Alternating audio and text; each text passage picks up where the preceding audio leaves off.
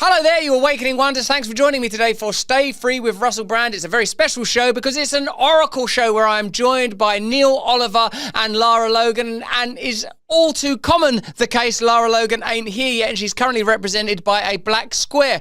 Not because we're in support of Black Lives Matter, although we are, or not because there's some weird black tile campaign going on, but just simply because Lara Logan isn't here yet. If you're watching us on X or YouTube or anywhere other than Rumble, we'll be with you for about 20 minutes, then we'll be exclusively streaming there. We're talking about the biggest news stories of the week, and if you don't have Rumble Premium yet, get Rumble Premium because you get additional content from me, not from Neil or Lara Logan. Of course, they're very kindly providing their time for free, but you do get free and additional, not free because you have to pay for it, additional content from Crowder, Glenn Greenwald, Bongino, and now, of course, Tim Pool. So get Rumble Premium and use my code. This is a new political era that we're entering into, whether for good or for ill, we don't yet fully understand. But one thing is for sure, there is a new candor and transparency. The first thing we're going to be talking about, Neil, is the the revelations that there will be additional disclosure, maybe even full disclosure, around JFK, the RFK murders, MLK, like all of the Ks, the KKK, and the UFOs. You give me a three-letter acronym and we'll give you some facts on it. Here is, she's called something like Paulina Luna, can't remember her full name anymore, but here she is talking about...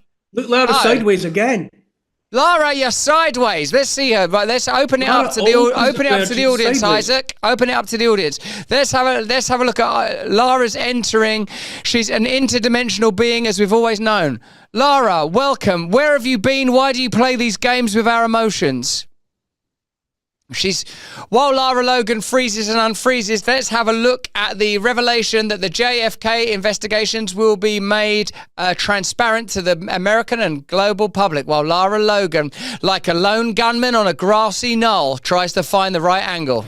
What's your priority list? Because Epstein, 9/11. Our first investigation will be announced, but it's going to be covering on a thorough investigation into the John F. Kennedy assassination. And I can tell you, based on what I've been seeing so far, the initial hearing that was actually held here in Congress was actually faulty in the single bullet theory. I believe that there were two shooters, and we should be finding more information as we are able to gain access into the SCIF, hopefully before the files are actually released to the public.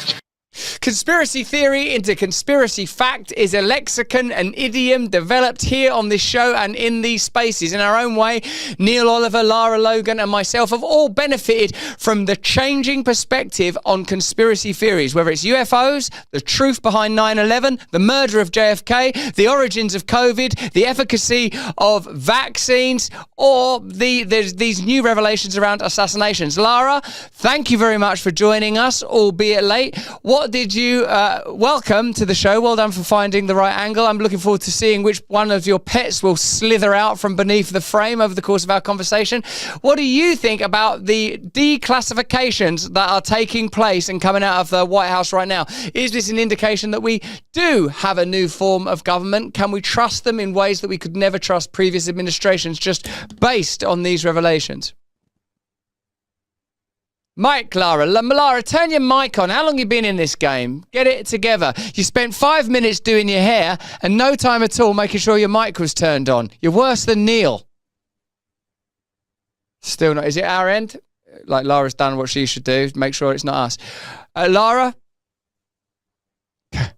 Come on. Is there a cross through that? It's me. I'm guilty. We are all guilty, but we can be absolved only by him.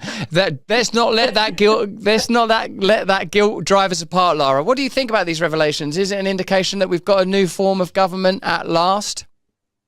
Well, it looks that way. Although, as my mother used to say, it ain't over till the fat lady sings. So let's see what happens over time. But what has already taken place, the actions that have already taken place, indicate that we've never seen anything like this in government before. And look at all the years, right? How much time has passed between JFK's assassination and where we are today? And yet, amazingly, we still don't have the truth. And don't you love how the FBI just magically found 14,000 pages of transcripts that they had, that they didn't know were there until, that only happened when their back was against the wall. And those pages have been lost for how long? So there are strong indications that this is a new age in terms of government. How long will it last? What will they do to undermine it, subvert it? We don't know yet. So maybe my dogs are not slithering in, but yelling. Honey, come They're here. bounding in. They're making a dreadful racket. There's more dogs than ever before. Well, you're not so physically attractive. I'd assume you're a person that had too many pets out of sheer loneliness. And I know that Neil Oliver's house is fully seething with wolfhounds because I've been there. I've visited it in person myself. Neil, what do you make not only of the mad menagerie that houses Lara Logan, but the opening of the zoo of conspiracy? I'd long, oh God, that's ridiculous. Get it out. I'd long believed, Neil, that if we truly knew what classified files contained, that we would become instantly disobedient. Now, something like JFK, most of us, get it under control, Lara. That is out of control. That is madness. I've already got a YouTube strike. I need you to control that dog. I've always JFK. I guess most of us now know that it's not a magic. The magic bullet theory and the lone gunman theory have all been discarded. But when it comes to like 9/11 and COVID, Neil, is there a danger that this could sort of disrupt permanently our faith in all systems of government and not be seen as a kind of a mea culpa and a fresh new start by this radical and extraordinary new American government? I would have to see something. Before I would make any kind of judgment on it. I did wonder, in fact, I just said to Trudy an hour ago, why, after all this time, are they still trailing it? Saying this stuff is coming. Why don't they just put it up on some kind of worldwide, notice board for anybody to see? Because they've got 1,000 lawyers in there, Neil, giving them 1,000 reasons why they can't do this. I'm sure there are. And they're combing through each document, and what they're having to do is, I think I would agree with you, just get it over with already, right? But look at the two things that have happened. One, they put Representative Annalena Luna, right, in place, and that was significant for this reason. Luna is a she's a baller, right? She doesn't take any crap, and she's not owned by the system. So they've chosen someone in each of these positions. They've chosen someone who's going to speak up. Then the other thing is you've got things like the FBI coming forward saying, we just found 14,000 transcripts no one's ever seen. So now what they did when they did that, they delayed the process, because now the lawyers all have to go through the 14,000 pages and make sure that everything there is okay. But in the case of, let's say, in the case of the John F. Kennedy and the Robert Kennedy Sr. assassinations, just to take those two, it's a lifetime since those deaths, those killings, those murders, and so nobody is left alive. That was materially involved with any of that, and the fact that they can't just lay out all of it. If you're going to say we're going to declassify this stuff and we're just going to give the people, the American people or the people of the world, everything we've got about this, you either do that or you don't. And if anything that they have to go through and redact or hold back or whatever, it means that it's some version of a limited hangout, or it's a slightly disingenuous fulfillment of the promise to just declassify this stuff. I can appreciate. I mean, I could be practical enough around something like 9/11, that clearly people are alive and walking around today that were party to all of that, and that I can imagine that there might be sensitivities around it, but all the way up to and including the Epstein client list and the much vaunted Diddy tapes and all of the rest of it. This constant promising of jam tomorrow. We're going to show you this. We are going to show you this soon. Honey today, jam tomorrow. And I can't think of any reason, to take the example of the Kennedy brothers' murders. I don't believe there's any reason why they, whoever it is that's got this 14,000 pages, put it all out there. Just put it all out there and say, there it is. And if they don't do that, for me, that will be less than a fulfillment of that, dangled promise. So what if it's not that the people who are responsible are still alive? Because obviously they're not.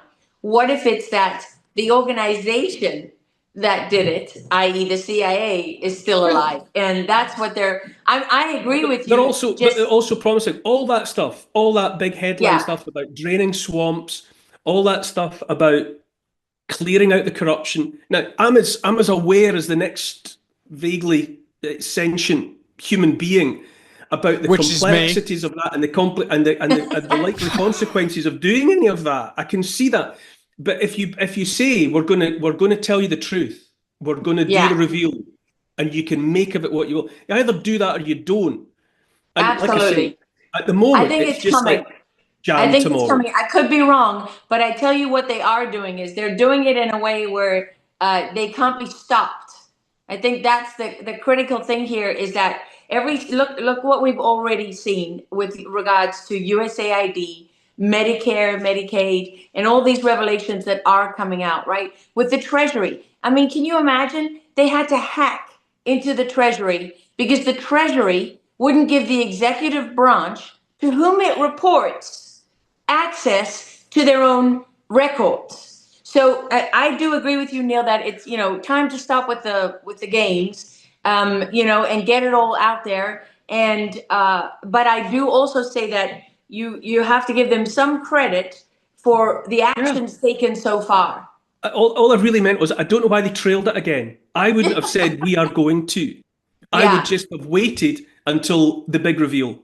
There, without any kind of trailer, without any kind of building up expectation, I would just have put it out there. But when it comes to the Kennedy assassination, when it comes to the killing of Jack Kennedy, if that is laid out, then I honestly don't know how. Well, I'd be very interested to watch how America, the Republic, comes to terms with it. Because if it was an inside job, then it means that Kennedy was the last American president. You mean John, right? Not Jack. It means that everything that has happened since was the consequence of an illegitimate act. Correct. That was covered up. Which is maybe why it's taking so long to release. That is enormous. I don't know how you begin to get around that. That it has been an illegitimacy for the last lifetime. How do you get around that, Russell? Listen, Logan, don't turn up here late, adjust your camera and think you can dominate every week. You can't dominate me and Neil. We're grounded in Christ. Now, listen, I want to say that chronology does play a significant part, but I love what Neil said about delegitimization from the murder of JFK onwards. And to the point of the people that are left alive affected by it, it seems to me that the point of classification was always either to protect a nation from external threat or to prevent the government, the revelation of the government's true intentions and true conduct. And when you work through this list, all of which we're told we're going to get total transparency and declassification around, JFK is, which is almost a relatively vanilla conspiracy theory now. Is there anyone left who thinks that Lee Harvey Oswald, unaided, murdered JFK? I would say probably not. And then as you go through this list, 9/11, if even 5% of what's been speculated upon is true, in fact, if it's anything other than entirely unaided, oddly Saudi-affiliated members of Al-Qaeda flew into those towers.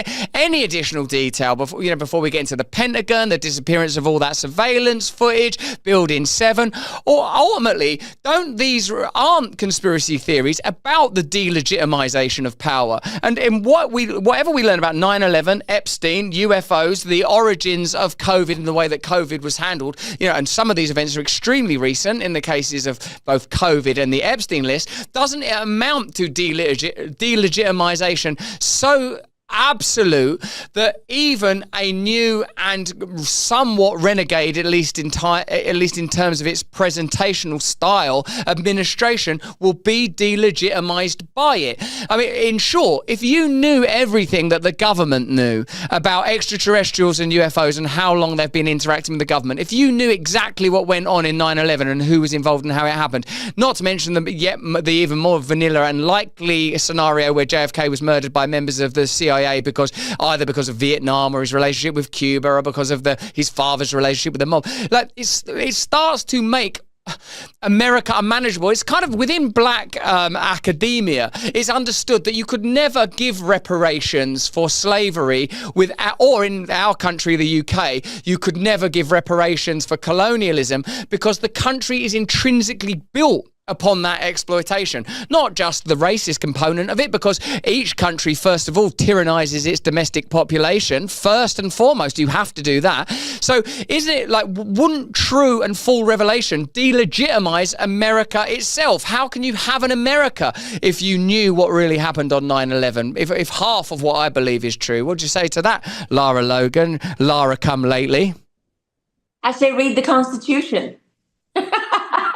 I think you'll be fine. I mean, you're not wrong. It's catastrophic. There's no question about it, because it's not just the original act that you're talking about, right? I mean, the assassination is one thing, but what about the cover-up that's followed, that has now spanned decades and, Republican and Democrat governments? And people have been asking for the truth for a very long time. And not only that, but look at the pattern that's revealed. What are the chances? You've got a lone gunman, Lee Harvey Oswald, and right before he can ever get to a court of law to tell his side of the story, lo and behold, he's assassinated, right? Well, supposedly Trump was killed by a lone, was not killed, but was, the assassination attempt was by a lone gunman. I mean, who believes that? They've used that lone gunman thing over and over and over again, and it's probably always been a lie. I mean, it's very obvious when you speak to people who know about ballistics and all the rest of it that, that guy that died on the roof in Bartlett, Pennsylvania was not the only shooter at the Trump, assassination attempt. So I would say that, yes, this is catastrophic, especially when you come to the more recent, they're catastrophic in different ways. The JFK thing, because it shows that the intelligence services of the United States that were set up originally born out of the Second World War, designed to protect this country from its enemies abroad, foreign enemies, Title 50, that's what governs the CIA, right? Title 50, look it up under US law. They're not allowed, apart from the National Resources Division, they're not allowed to operate on US soil. So when you start to look at when you have an intelligence agency that has been actively subverting and undermining the government of the United States of America, the Constitution, and the will of the people, you have people who are supposed to be patriots who are really traitors and treasonous. And that legacy exists today. So it's not just that, the CIA did this terrible thing, all those years ago. They're still doing it. They were involved in exactly the same thing with Donald Trump the first time around with Russia collusion. The CIA was involved in that. The CIA's, John Brennan, former director of the CIA, was on television telling everyone that Trump was, a Russian spy and that Vladimir Putin was his handler. And, so did James Clapper, he was the DNI, Director of National Intelligence. So, remember when Trump went after the intelligence agencies and he was warned at the beginning of his first term, careful what you do because they're coming for you. Well, apparently, Kennedy wasn't the last president that the intelligence agencies sought to control and affect. So yes, that has lasting consequences. But we still have soldiers alive today. Some of them with their faces burned off, some of them with no legs, some with no legs, no arms, and half a face, who literally are living evidence, of the consequences of 9/11. And that's, that is also catastrophic in another way, a completely different way. But can America withstand this? Of course it can. You know what? To me, the most facile talking point of the Marxists and the left and all the rest is that every empire has its day. America's empire is over. No, the America is not founded on John F. Kennedy, Russell. It's founded on the Constitution of the United States and a covenant with God and the Declaration of Independence and the Bill of Rights. It is a republic, not a democracy. And that is the strongest form of government this planet has ever seen. And it's not going to be shaken. It'll be shaken by this, but it's not going to collapse. Well, I really like that you raised the idea of a covenant with God, because of course that would have to be bilateral. A country can't just claim it has a covenant with God without God participating in that covenant. And we'll talk about that a little more in a moment, Laura. But I want to ask Neil, do we not detect from the depth and breadth of these revelations that the business of government and media has always been the extraction of some information and the amplification of other information, that in short there's esoteric information that usually forms the sources of conspiracy theory, and exoteric information that the very idea of conspiracy theory is a sort of almost in itself a propagandist and misinformation term, because of course there's another narrative when it comes to a subject like COVID. That's where you and I both in particular came to providence and broke away from what you might call the mainstream culture. Of course there's an alternative narrative when it comes to the assassination of JFK or UFOs and how long they've been known about. I mean, think about what's happened in the last 4 years around UFOs. So couldn't you almost pick any presumed piece of public information and demonstrate ulterior knowledge? I mean, what I'm saying is it's not a bug, it's a feature. The point of the CIA, of the FBI, of all of these deep state agencies is to ensure that the American public don't gain access to the information that would prevent them participating within the purview of these institutions. I think what's so confronting about the possible revelations, that you talk about playing with fire in a sense, because if you were to follow this promise of honesty and openness all the way through, then ultimately it demands something of the individual citizen. And you know, and to think about that Jack Nicholson line in, you know, A Few Good Men about, you know, you can't handle the truth. It becomes a question of whether or not people want or can indeed process the totality of what might come. You know, we're all being invited to become familiar with the idea of the deep state. You know, this idea that not just in the US, but in every kind of functioning so-called democracy, that the only way you can get things done and have the kind of continuity of intent that enables things to keep moving forward in some or other direction is that while you've got elected, you know, politicians and the executive and the president or the prime minister or whatever, in the background, something has to be permanent, regardless of Republican or Democrat or Tory or Labour. You know, they're the management of the holiday park that keep the chalets standing and decorate them, and the politicians just take up summer residence in them and then they're gone. But the people that run the park keep on going. Now, if you invite, but people are invited not to contemplate that. And people are gulled and lulled into thinking that they vote every 4 years and that that's democracy and that that's them taking their responsibility and that's them enacting and preserving the freedoms and the rights that their ancestors fought for, blah, blah, blah, blah, yada, yada, yada, yada.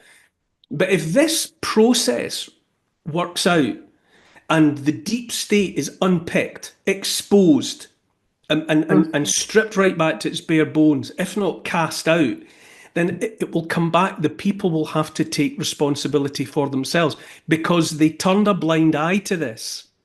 That's right. Everybody knew somewhere deep down inside that there was a deep state, you know, that there was a management that kept the holiday park running, you know, while the here today, gone tomorrow politicians came and went. It's very confronting. And people, if they want to do this, and I think it's worth doing, it will be agonizing. It'll be like sloughing off a skin or throwing off a carapace like a lobster or a crab in order to grow, in order to get bigger. It's going to demand, it won't be something that people can close their eyes to and turn deaf ears to. They're going to have to confront it themselves as individuals, because what it means, what we're all going to be confronted with, is that all this muckiness that went on, all this corruption, we knew it was going on, and we let it go on because it meant the bins were emptied, the lights came on at night, and the streets were relatively safe to walk. And if we want to walk into a different kind of republic or democracy, then we're going to have to confront what that actually means. And that means personal responsibility. It's not their fault that we're all neck deep in shit. It's our fault. Well, it is a bit their fault, Neil.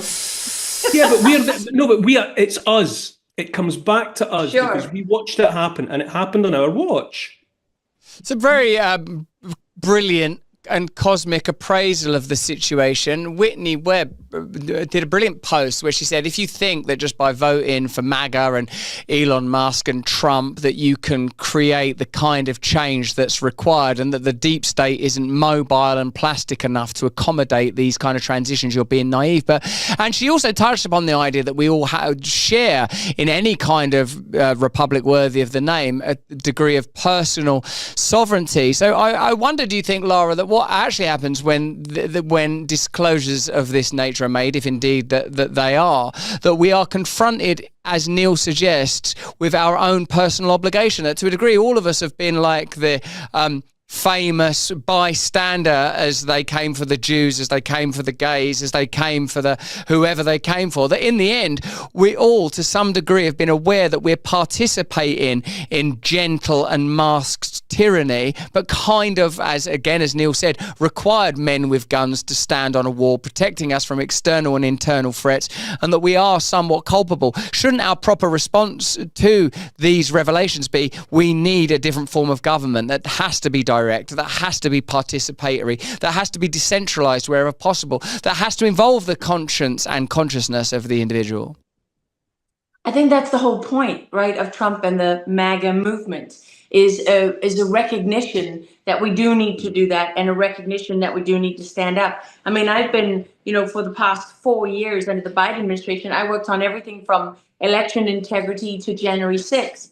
And the resounding cry around the U.S. was local action, national impact, right? This idea that if you don't want your kids having access to pornographic material in the schools, you have to go to your local school board meetings. And that, oh, by the way, even if your kids are not in school, you should still be going to that meeting because you're responsible for what happens in your society, in your community. I work a lot in counter trafficking, as you know, Russell. And, some people want to know the truth about it, and some people are like, I can't deal with it, right? Yeah. It's that kind of thing. It's, I'm a person who's confronted. I'm not afraid of confrontation. I'm not afraid to, when a bomb explodes, typically I'm running towards the scene and not away from it. So it's easier for me to say we have to confront this. My entire life has been about confronting the truth and dealing with it. So of course I believe in that. And I believe that people ultimately want the truth. It's like when I had cancer, I didn't want my doctor to lie to me.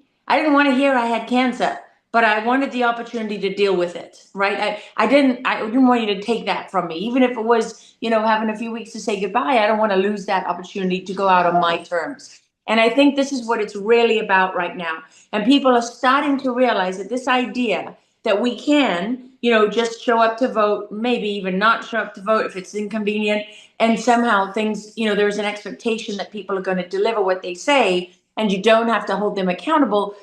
I think those days have come to an end. Now, there's a question. We're at the beginning of revelation, in a sense, right? We're just finding out what USAID has been doing.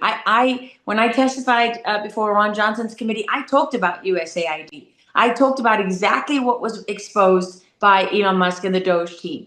And so there's other people who've known about this. We've all been screaming about it. But because we get dismissed as conspiracy theorists, thanks to the CIA, going back to the JFK assassination, you get attacked for telling the truth and you get rewarded for lying or, turning a blind eye. That's been our system. Punish those who tell the truth if we don't like it. And if the people in control with information dominance and all the power they have don't like it. And then, and reward those who go along with the deception. Well, what we have here is a crisis in the system, because people have said when they voted for Donald Trump the first time around, they send a message to the world, we don't like the system anymore. The system doesn't work for us. We've heard the promises, we've voted you in time and time again. We've gone along with it, and we're not okay with it anymore. Now, does everybody know exactly what that means and exactly what's coming? Of course not. None of us really do, right? Because we don't know what we don't know. But Neil is 100% correct. That personal responsibility, that is what it's saying to each and every one of us now. Just as you're responsible in your local community, you're responsible for being aware, you're responsible for making informed decisions, and you can't escape that responsibility. Why? Because when you put a veil of secrecy over power, it never ends well. And it just doesn't. History shows us time and time and time again, it never ends well. Thank you so much. I'm so glad that our conversation covered the idea of personal culpability and responsibility, that politics doesn't need to be an entirely abstract facade, even as these new players enter onto the stage. And I feel like I'm experiencing political spectacle that I've never seen before, whether it's something like Elon Musk in the Oval Office, the $50 million worth of condom stuff, it just seems so novel and unusual to me. It's heartening to be reminded it is that unusual. that we're participants in power. If you're watching us on X or YouTube, we're going to be with you for a few more minutes. Later on in the show, we're going to be talking about the Tulsi Gabbard confirmation and Trump's declaration that he's begun negotiations with Putin to bring about peace. Before we get into that, here's a quick message from one of our partners. As you know, Lent is all about prayer, fasting, and almsgiving. This can be a rich time to grow closer to God with sacrifice and devotion for 40 days, as our Lord and Savior Jesus Christ did in the wilderness. If you want to have an amazing Lent, then you have to check out Hallow's Lent Pray 40 Prayer Challenge. The challenge is called The Way. That's what early Christians called their thing. The Way weren't called Christianity yet. You can follow the way that Jesus provides for us to God. All of the answers, hope, and healing we search for. Drawing on the incredible writings of St. Jose Maria Escriva, author of The Way, we'll follow Jesus into deeper faith every day this Lent. To help bring Escriva's advice to life, we'll follow the story of servant of God Takashi Nagai, a Japanese radiologist who miraculously survived the atomic bombing of Nagasaki in 1945. And you thought you had problems? I've had a difficult day. People aren't being very nice to me. Well, have you seen this? Context! He survived and went through great difficulty and heartbreak, but ultimately conversion. This Lent, as we meditate on the lives of those who follow Christ, we'll see that despite the noise and distraction and suffering of our day, Jesus died on the cross so that we might experience his love, his peace, and eternal life. We need only follow his way. Last year, over 1 million people around the world prayed every day on Hallow during Lent, and this year's Lent is going to be even bigger. You can get 3 months free when you sign up at hallow.com/brand. Join the Lent Pray 40 waitlist today by clicking on the link, and be sure and use the code BRAND so Hallow know that we sent you, and so that the eternal forces and the great power of the Lord recognizes that we are doing his work. Click the link. Thank you. Consider becoming a member of Rumble Premium. If you get Rumble Premium, not only do you get additional content from me and an ad-free experience over on Rumble, you also get additional content from Crowder and Bongino and Tim Pool and Glenn Greenwald and so many others. You're joining me, perhaps belatedly, for my conversation with Neil Oliver and the incomparable Lara Logan on Russell Brand's Stay Free Oracles. We've already talked somewhat about the conspiratorial revelations that are flowing forth, and only now will we pivot to the confirmation of Tulsi Gabbard. Some have said that Tulsi Gabbard's confirmation is the most significant, or at least her appointment is the most significant of the Trump second administration. Let's have a quick look before we move into that topic. All right, we have breaking news now. We have been monitoring while that hearing was going on Doge. We will get right back to it. But for now, Tulsi Gabbard has enough votes to become the next Director of National Intelligence. This would be the 14th member confirmed of Trump's choices for the cabinet. 6 more to go. She's probably, and I don't want to jinx anything, she's probably the most important appointment of the Trump administration. It does seem that way. I know there have been numerous things that have happened since Trump took office, Neil, that have concerned you. The mRNA AI stuff, the purported takeover of Gaza, with Trump saying things like, we'll just take it over, that the three of us discussed last week. But surely something like the confirmation of Tulsi Gabbard is cause for optimism, broadly speaking. Do you reckon that along with these revelations, Neil, is an indication that this is a different type of government? If we had a different type of legacy media now, wouldn't we be saying, wow, Tulsi Gabbard's part of the Trump administration. This is so much more effective than anything we would have experienced under a kind of a Kamala first term or an Obama's 9th term. What do you say, Neil? I've listened, I suppose, to enough of the back and forth around, Tulsi Gabbard good, Tulsi Gabbard bad. To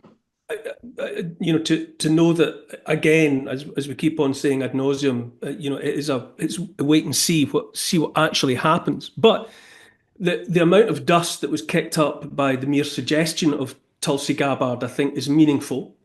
Mm-hmm. And I think on the face of it, it's absolutely a good thing. Absolutely a good thing that she's been confirmed. I very much defer to somebody like you played a clip there of Jeffrey Sachs. I'm prepared to listen to someone like him. He's been an advisor to the UN Secretary General in his time. He's been someone that's had access. He's been someone to whom, powerful people have gone to in search of, wisdom and suggested direction. And if he thinks that Tulsi Gabbard is the most important appointment of of Trump 2.0, then I would be open-minded about that. I was also encouraged, I've spoken in recent times, to Gabor Kalmassian, who's Syrian investigative journalist. He was very interested in the fact that Tulsi Gabbard had put herself out there as, obviously as having spoken to Assad and had spoken to the Assad regime, and she drew a lot of flack for having been someone. She was accused of being an Assad puppet or an Assad apologist. And speaking from personal experience, if you're accused of being a so-and-so puppet or a so-and-so asset, then you're attracting flack because you're over the target. And also, again, another voice like Gabor Kalmassian, I listen to him because I think he's got wisdom that I don't have.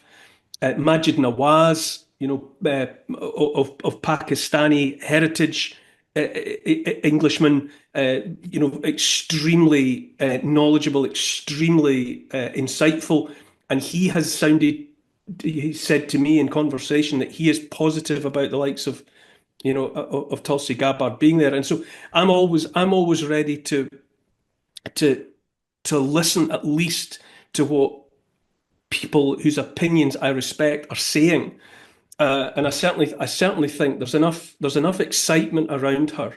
But until it actually became apparent what she was actually going to do, what she was actually going to be able to do, I'll just wait and see. But I think she's a good sign.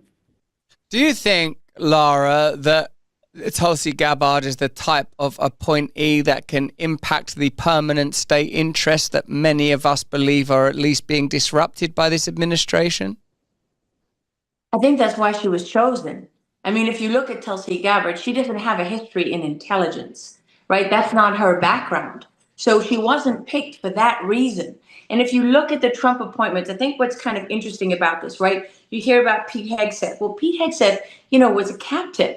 I mean, he's now in charge of generals and in charge of entire battlefields and wars and so on, right? He has a massive undertaking and a massive agency. He's never run anything like that. But why did Trump choose him? He chose him for the same reason he chose Tulsi Gabbard, for the same reason he chose RFK Jr. He chose these people to clean out the deep state. He knew exactly what experience they had and didn't have. And the old system, the old way of doing things would have been to choose the person, that sort of was consistent with a typical kind of choice in the past. Lloyd Austin, one of the worst defense secretaries ever in the history of the United States, who gave Afghanistan to terrorists. Okay, that guy is, a more typical kind of appointee, right? Tulsi Gabbard is a very unusual appointee. And what I think is particularly valuable about her is the fact that she came from the Democratic Party. She comes from a more libertarian outlook. She did go and talk to Assad, as Neil pointed out. What this shows is that Trump is not just looking for sort of monolithic political re-amplification, right? He's not just trying to be in an echo chamber. You're going to hear, I mean, I know Tulsi Gabbard. She is not going to keep quiet about her opinions. If she doesn't agree, or she doesn't think something's right, or she looks at something in a different way, she's going to make that known and heard. And that, to me, is very important coming out of government. That's what RFK Jr. is going to do. He's not coming from the conservative movement or from the Republicans. You know, I mean, he's also a lifelong Democrat. So having some, you know, having that difference of opinion, having sort of a range of views being built into the executive branch, I think that's an incredible thing. I don't know how it's going to play out. I'm not sitting here as some cheerleader, but I do think it's worth mentioning. And then what's consistent about these appointments is that, yet again, just like Luna in charge of the release of the JFK files and so on, these are all outliers, right? These are people who have made it very clear that they march to their own drum. You're not going to tell Tulsi Gabbard to fall in line and do this and do that, because you chose her because she's the type who doesn't just fall in line. It doesn't mean she's not going to be a team player. Of course she is. But what it means is that, you know, Trump really has people here who also have been attacked, right? I mean, these people have shown themselves over and over again. They've been attacked. And you know what they didn't do? They didn't run and hide. And so you have a combination here of a different sort of a range of views, and then you have you know, people who have made it very, very clear that they're going to stand their ground and they're going to fulfill their mission. And then I think what you see happening is they're being selected not because they fit the typical profile, but because they don't fit that profile. And we are in the phase of government here of cleaning up, right? I mean, Trump has got this is decades, if not, you know, longer than that, even more than a century in the making, this deep state infrastructure that he's cleaning out. And so that's going to take people who are not of the faint of heart, people who are willing to be attacked, who are willing to be savaged across the media if that's what happens, and who are going to stand their ground. So, you know, I can tell you in all my personal dealings with Tulsi, she is definitely a very interesting person. And I agree with Neil that when someone is over the target, that's when you hear the loudest noise. The louder they shout about how much they don't want Tulsi, the more interested I am in seeing what Tulsi is able to do. Because the one and most important thing it tells me is that she's not owned by the deep state. Russell, you already mentioned Whitney Webb, and I don't, like. Well, I'm guessing like you, I pay a lot of attention to what Whitney Webb has said and what she continues to say. You've already alluded to her more recent comments about, you know, if you think it's that easy to get rid of the deep state, you've got another think coming. And I think that always has to underlie everything that I'm thinking, everything that I am saying. And I'm not ready. I'm certainly not about to, you know, say that I can make a value judgment about the integrity of someone like Tulsi Gabbard, what she really means and what she really intends to do. But I would be absolutely prepared to give her the benefit of the doubt. It all comes down to whether or not if that person realistically has their foot on pedals and their hands on the steering wheel, you know, or have they been equipped with, you know, the toy steering wheel and whatever that you give to a toddler in the passenger seat so that they can feel like they're driving. Time will tell. Are they actually able to do that? And there's also, you know, that analogy that I made before about, you know, the staff of the holiday resort compared to the guests that pass on through. You know, there's also the idea of the brave soul that will, when asked, go over the top and run, you know, towards the enemy guns. Yeah, that's a great analogy. Compared to the behavior of the generals 5 miles back in the chateau, you know, making the decisions, and they're not going to get killed. You know, Tulsi Gabbard could be, you know, a cipher for that kind of person who is wholehearted and is prepared to charge the guns. But are they being given the covering fire genuinely and wholeheartedly by the people that are making the decisions? Unfortunately, we're still in this limbo period in relation to the documents that were being promised are going to be released, all the corruption that's going to get aired, the cleaning of the Augean stables and all of the rest of it. But it's not happening yet. But you certainly, with Whitney Webb's wisdom in mind, it's only an opportunity to hope for the best, but always be prepared for more of the same.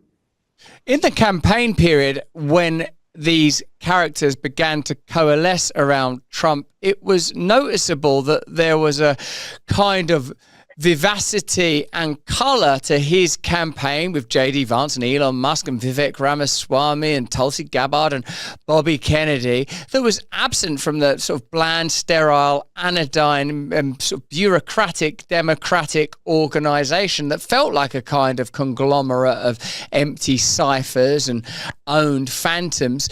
And it does seem, at least whilst none of us can tell until they are in government, to what degree they will be transparent, to what degree they will be anomalous, to what degree they will respond to the will of the public. But I can't help but think that, as Lara points out, with these kind of renegades that have been battle-tested and bulletproofed by adversity and abuse, if that is coupled with a diminishing of the permanent powers, which appears to be the sort of, not the sole function, because there's clearly an economic component, but an aspect of all of this sort of firing and slashing and 20,000 employees and voluntary redundancies, it seems like the strong intention is to create a very different type of government and to empower unusual leaders and individuals. And what's certainly sort of personally unique is, like Lara's saying, and like you as well, Neil, I suppose, is some of these people now we know and we've spoken to, and they don't seem like, when I've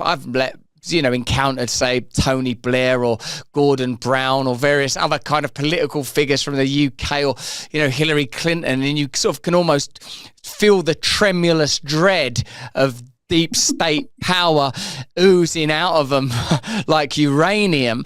And I feel like this is going to be different, isn't it? It seems to me that it's at least different. And before we move on, if you're watching us on X or YouTube, we are going to leave now. Please join us over on... Hello there, you Awakening Wonders. Thanks for joining us for a very special edition of Stay Free with Russell Brand. Today I'm joined by Neil Oliver and Lara Logan. Although Lara Logan hasn't disappeared. Ironically, she's disappeared while travelling from the United States to Mexico, which is usually where the people that she's obsessed with being trafficked disappear, that very route, but in reverse. Lara Logan will be with us next week. We've waited quite late, Neil, to do this with Lara, and Lara, there's no nice way of putting it, stood us up. If wherever you're watching us, X, YouTube, we'll be with you for a while, then we'll be exclusively available on Rumble, where we're talking about the key stories of this week and how they impact unfolding global media narratives. Neil Oliver is the person in the world I'd most like to discuss these matters with after Lara Logan, and she's not turned up. So it's me and you, Neil. Thank you for staying awake in the Highlands. I'm absolutely delighted to be with you. It's not really all that late here in the northern latitudes of the United Kingdom of Great Britain. It's late in northern Florida. Here on the Redneck Riviera, there's no way. We are in the it's twilight at best. Let's have a look at our first story, mate. Let's have a look at 30 seconds of RFK speaking to the confirmation hearing. There's a lot of ways that you can influence those future lawsuits and pending lawsuits while you are Secretary of HHS. And I'm asking you to commit right now that you will not take a financial stake in every one of those lawsuits, so that what you do as Secretary will also benefit you financially down the line. I'll comply with all the ethical guidelines. That's not the question. You have said you're asking me, Senator, you're asking me not to sue vaccine pharmaceutical companies. Yeah, you are. That's exactly what you're doing. Neil, what fascinates me mostly about RFK's confirmation hearing is that RFK is a kind of living synecdoche for so many issues. Can we rely on conspiracy theories? What are our views on vaccines? Is an alliance between former liberals and Republicans desirable, even possible? What did you see much of the confirmation hearing, and what did you think? I did. I watched. I dipped in and out of it, and I just find it depressing. I find I mean, we were all of us were psyched up with the idea that something new was coming in. And I think a very significant part of the inspiration for the thought that there was going to be something new was the idea of RFK Jr.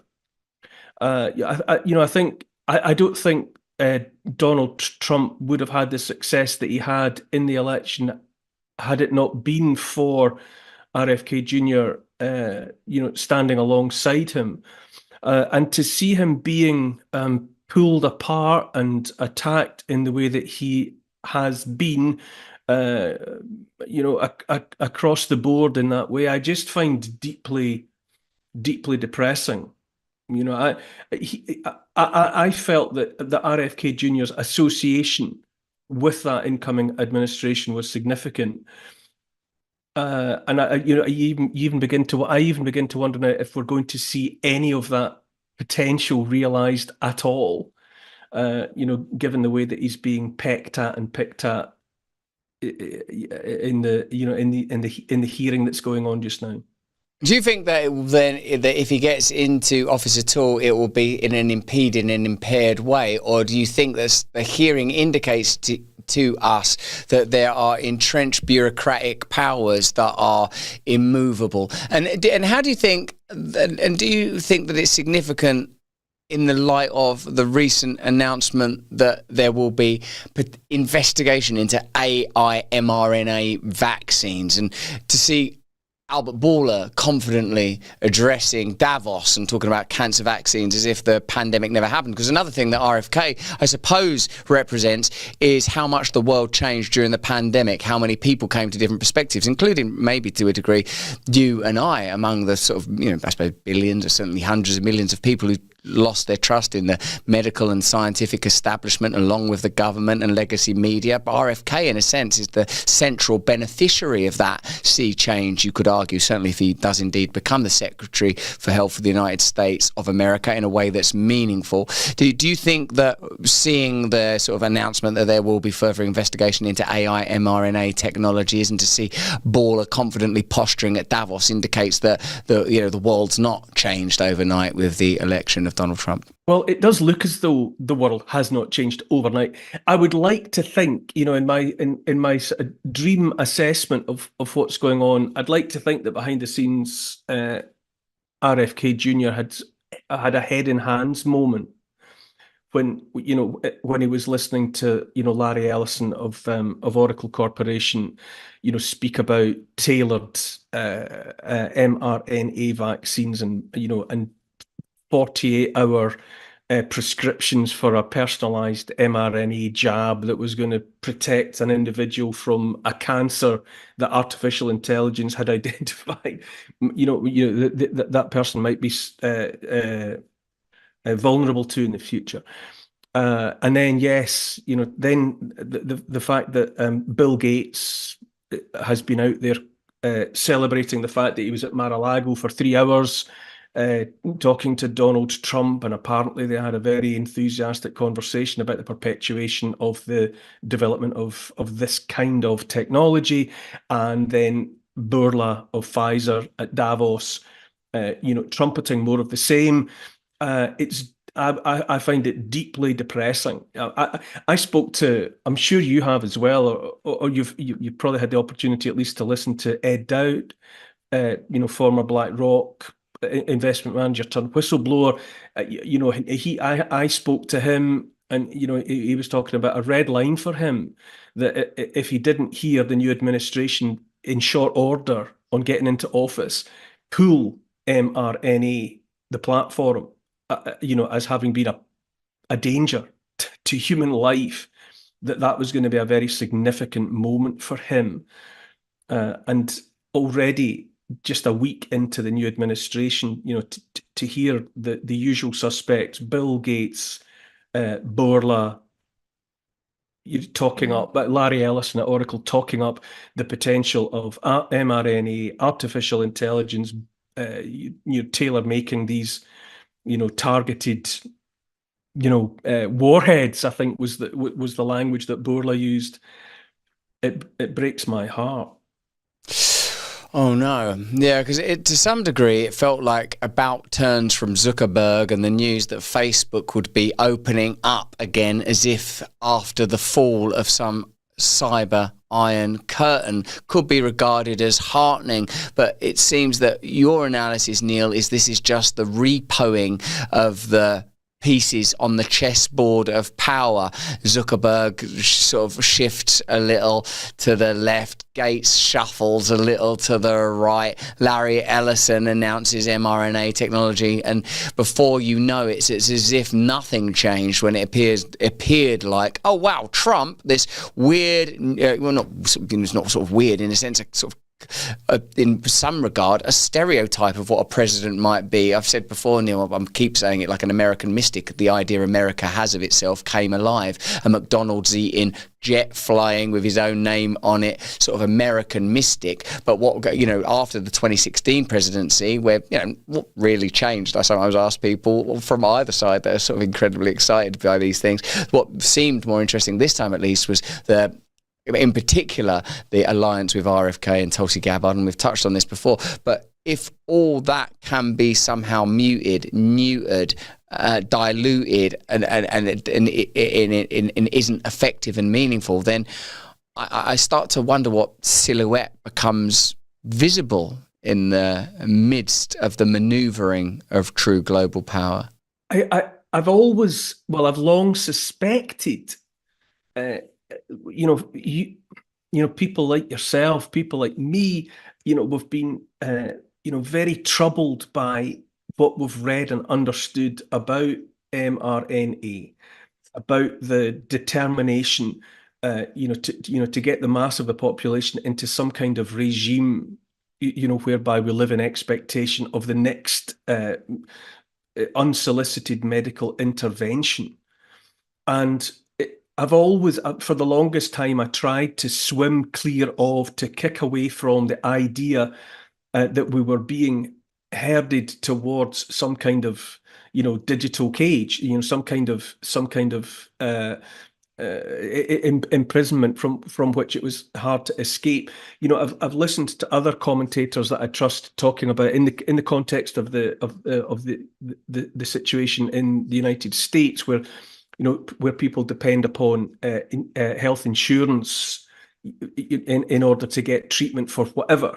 And the idea that a situation like that, which is made possible by this idea of biannual injections for mRNA, that if people didn't submit to that cycle, it would be quite easy to invalidate, or for health insurance to invalidate people's policies if they weren't prepared to stand in line to get these anti-cancer prophylactics, all of which makes sense to me.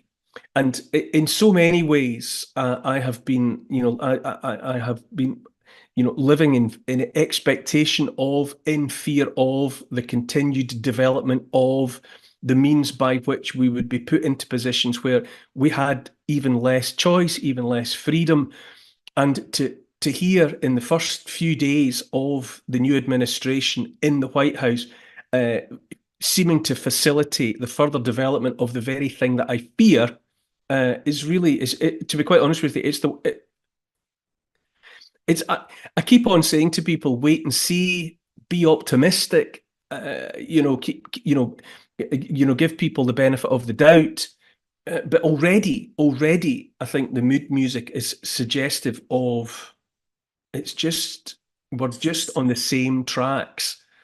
We're still being moved in the same direction. And I find that profoundly troubling. We can't continue on X and YouTube and Facebook or wherever. We're going to be exclusively available for the rest of this conversation on Rumble. Click the link over in the description now.